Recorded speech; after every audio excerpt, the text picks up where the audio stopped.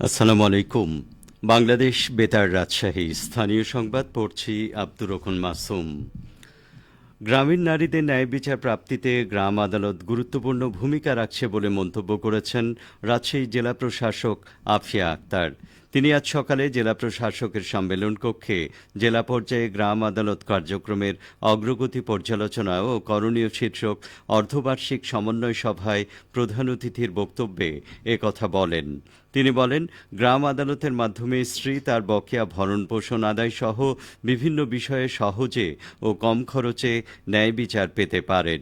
অল্প সময়ে সঠিক বিচার পাওয়া যায় এবং উভয় পক্ষের সমঝোতার ভিত্তিতে বিরোধ মীমাংসা হওয়ায় সম্পর্ক পুনঃস্থাপনও সম্ভব হয়।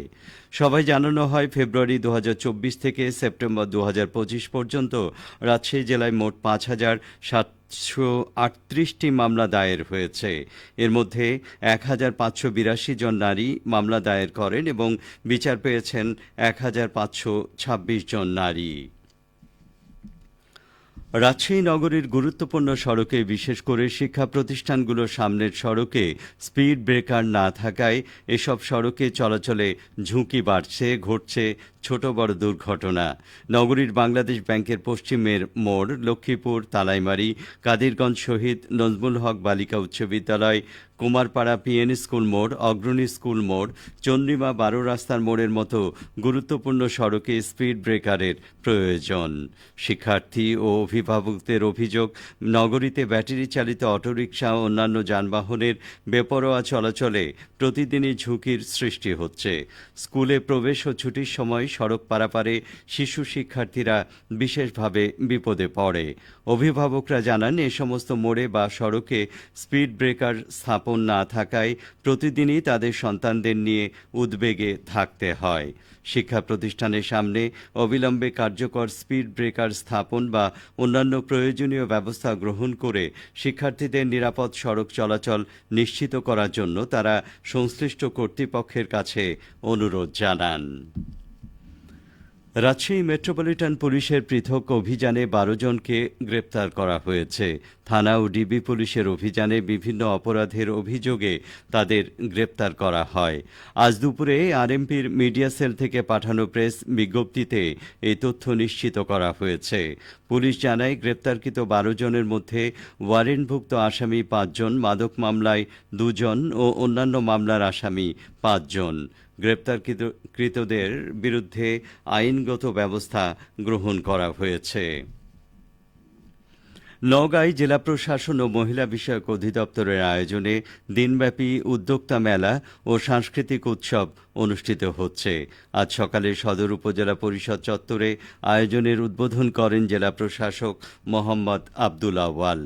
আয়োজনে স্থানীয় নারী উদ্যোক্তাগণ তাদের নিজস্ব ব্যবস্থাপনায় উৎপাদিত পণ্য, হস্তশিল্প, হরেক পদের পিঠা, আঞ্চলিক খাবার ও সংস্কৃতি তুলে ধরেছেন।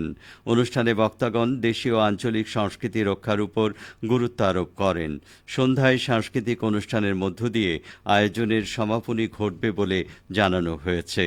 জেলা মহিলা বিষয়ক অধিদপ্তরের উপপরিচালক আমিনা খাতুনের সভাপতিত্বে অনুষ্ঠানে অতিরিক্ত জেলা প্রশাসক সাদিয়া আফরিন, সদর উপজেলা নির্বাহী অফিসার ইবনুল আবেদিন ও অন্যান্যরা বক্তব্য প্রদান করেন। এদিকে নওগাঁর পোরশা সীমান্তে ১৬ বিজিবির নিতপুর বিওপির টহল দল মালিকবিহীন ভারতীয় ২টি মহিষ আটক করেছে। আজ সকালে বিজিবির নিতপুর ১৬ ডি কোম্পানি কমান্ডার সুবেদার মোহাম্মদ আব্দুল আওয়াল বিষয়টি নিশ্চিত করেছেন।